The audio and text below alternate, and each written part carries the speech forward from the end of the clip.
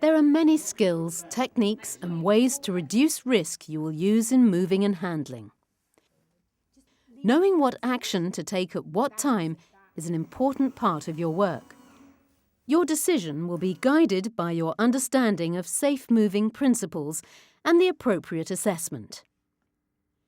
As you will remember from your moving and handling theory training, there is a legal background which requires employers to manage risk.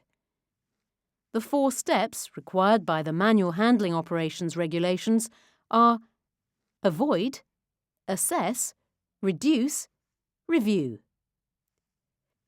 A safe system of work is the name given to the overall combination of risk assessments and action plans in place in your organisation. Some assessments are formal and written down. Some are informal, and you make these as you go about your work. There are 2 types of formal assessment that this video will consider: mobility assessments and manual handling risk assessments. The mobility assessment is a detailed part of the whole assessment that helps you gauge a person's ability level. Often organisations combine these assessments into one document, but this training session will build up your understanding by introducing you to each element separately. You must understand the assessments that are in place to establish the safe system of work in your workplace. As an employee, you have a legal duty to follow this safe system of work. You must work in a way that is safe to you and the individuals you care for, and that promotes the residents' mobility. As you develop in your role, you may go on to review and to write assessments. Whatever your role, you must apply the safe moving principles that you've learnt in your previous training. These can be summarised as: think before you begin. Keep your hands close to your trunk. Work from a steady base. Use a good hand grip. Lead with your head. Make the task smooth and flowing. Moving and handling assessments are required by law. The key points of the Manual Handling Operations Regulations are: avoid, assess, reduce, review. A mobility assessment identifies what to expect when people move. A moving and handling risk assessment identifies the risks involved.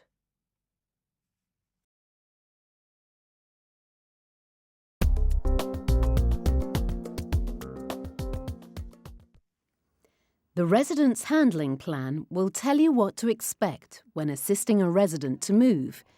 But because things can change, it is useful to do an informal or on-the-spot assessment to build up a picture before you begin any activity identified in the handling plan. The carer, Nicola, knows from the resident's handling plan that Mrs. Hearn only needs encouragement to help her stand. She's been trained to do a quick on-the-spot assessment as a natural part of her approach. Now, are your legs feeling strong? Do you want to lift one up and then the other? We can see Nicola doing the following things: communicating with the resident and getting feedback from them. While she checks to see if the resident has any pain or discomfort and if she feels ready to move, the carer does a visual check that the resident has appropriate footwear, clothing and items such as her glasses and hearing aids. The care worker then continues the visual check to see if there are any hazards or other considerations. Watching the resident move in her chair shows the care worker her ability to move and follow a request. On-the-spot assessments like this can give clues about a person's ability and understanding at that time. They will help you know when to ask for more help from more experienced colleagues. Whether or not you proceed with the move as anticipated will depend on what you find. You must always be sensitive and tactful, thinking about the resident's dignity and preferences. If the resident finds any of a quick assessment difficult, they may also find the planned move difficult. If a person is not reliable at standing, then you need an urgent review. If you are unsure of the resident's abilities and safety, you should ask for more help. There are a great number of variable factors when people are moving. For example, tiredness, infections, the effects of medication, a fall, or how someone is feeling. By always finding out what a resident can do today, you will make the most of their strengths and promote their mobility and independence. Informal or on-the-spot assessments check the resident's abilities. Checking the resident's abilities regularly helps you encourage their mobility. Good footwear and having the right aids is important. Always ask for help if you are unsure of a resident's abilities.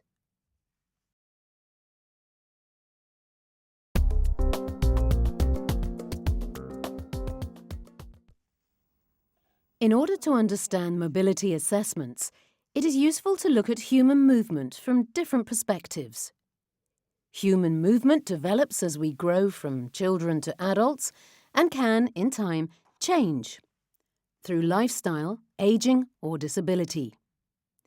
How the human body fits together, our physiological systems, the physical forces around us, motivation, and environmental factors all influence human movement. We can try to understand and assess mobility better if we recognize the stages of development from childhood. We tend to follow a pattern of development starting with head control, leading to walking and beyond. Those stages are sometimes listed as follows. Support our own heads. Roll. Sit independently and move our trunk and arms without becoming unsteady. Kneel and be steady on all fours. Stand and shift our body weight without becoming unstable. Walk. Children tend to develop these skills as they grow, starting with head control. However, even if we have passed through all these stages, other events or circumstances can affect these abilities and skills later on.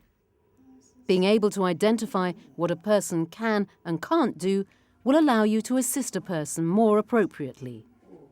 The first skill to be learnt in the Human Movement Development Model is head control. This is where a person can hold their head up, even against gravity, and move it successfully within their own physical parameters. Once we have head control, then we can start to learn to roll. Here we can see the resident needs a bit of extra help by pulling on something. Maybe she has become weaker or is afraid of turning because of pain. The next stage is to develop our ability to sit unsupported and then to be able to reach and move without falling over.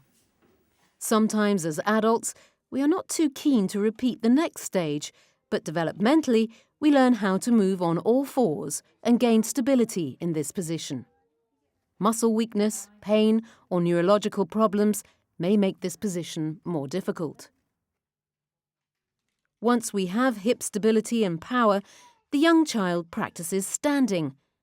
In adulthood, this stability and power may be affected by disease, underactivity, or the effects of time. Great. Finally, we put all the skill, strength, and coordination together to walk. This is called the Human Movement Development Model.